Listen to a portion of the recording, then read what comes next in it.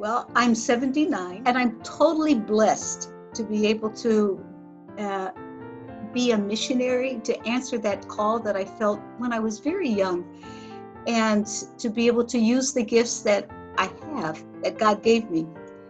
If I was younger, I would go to the Amazon region and be in a community there. I would love that, but I don't think I could do that right now. Anyway, at the moment I live with another sister, Sister Elita, and we live in Salvador, Bahia, in the northeast of Brazil. It's it's the fourth largest city in Brazil. In the old section, in the center of the city, in the context of where we are. Now, I'm not in a rural area, but where I live, it's a mixture of street vendors, of commerce, of people of all ages and situations, people with houses and without houses, people. And so that's part of the context of ministry also. In terms of ministry, I serve on the coordination team of our Brazilian religious conference. So I do a lot of helping to organize programs and things and give programs. I work with retreats, formation courses. I work with spiritual direction to a number of people over the years. I would say that one thing is to minister informally with the street people, because like I said, they're so much a part of who we are. And on the streets, I know them. I know many of them, not all of them, there's just hundreds, but their names, who they are, listen to their stories, that being present, because to me that offers them a sense of dignity, and we're interested in them as people, and I see how they are, how they're coming, what they're feeling, how their family is. I also work with for years with the ecumenical Bible group. The thing that I'm really interested in is, conflict, managing conflict, work with groups and communities and living together.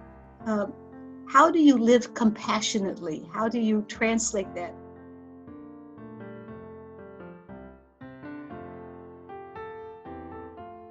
It's all about relationship. It's all about relationship, micro and macro. It's how we relate to each other in the big sense of economics, social, cultural, respect for the person, their race, their ethnicity. All of that is part of Catholic social teaching, that we treat each other as brothers and sisters. The aspect of social doctrine that most touches me since I've come to Brazil is the option for the poor and marginalized, both sentences, because you can be marginalized and not be totally poor. Marginalized because of your race, because of your religion, because of your sexual orientation, marginalized, and then the option for the poor, those who are so oppressed and exploited. Option for the poor, the seeding of liberation theology, based communities, all of that has been the ministry that I've worked with and bounced off of, and my whole life, I think, and strongly questioned by the religious right and fundamentalist groups. They say, why an option for the poor? We should be if you opt for one group, you're not looking at everybody, but that's not true.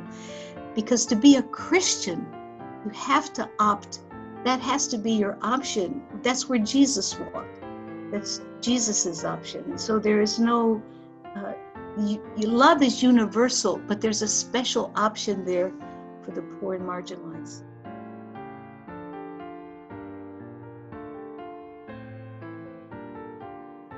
When I came back to Brazil in 2018, I was asked to give some talks about the option for the poor because of this fundamentalist attitude of different groups and religious right, and because our government happens to be that that way right now. So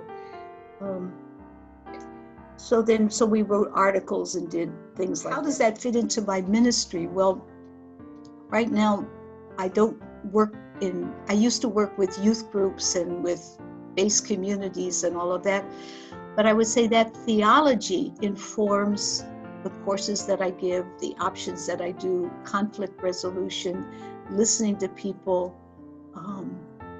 hearing people's needs, because what is your need? Because that need that you have translates into your feelings, and so how do I listen to that as I hear people? How do we work with those? How to free people in their being. Because of what's happening in the United States, Brazil is very much listens keenly to what the United States does. But that has just spurred all of our peoples, our Black peoples, women particularly, to speak up, they're organized. And because most of Brazil is Afro descendant in some way or another. We're such a mixture of peoples. And so this is very, very strong right now.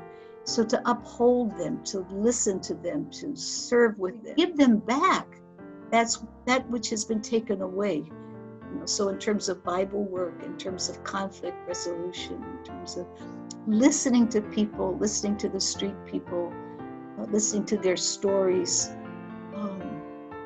that's all part to me of that option for the poor and marginalized.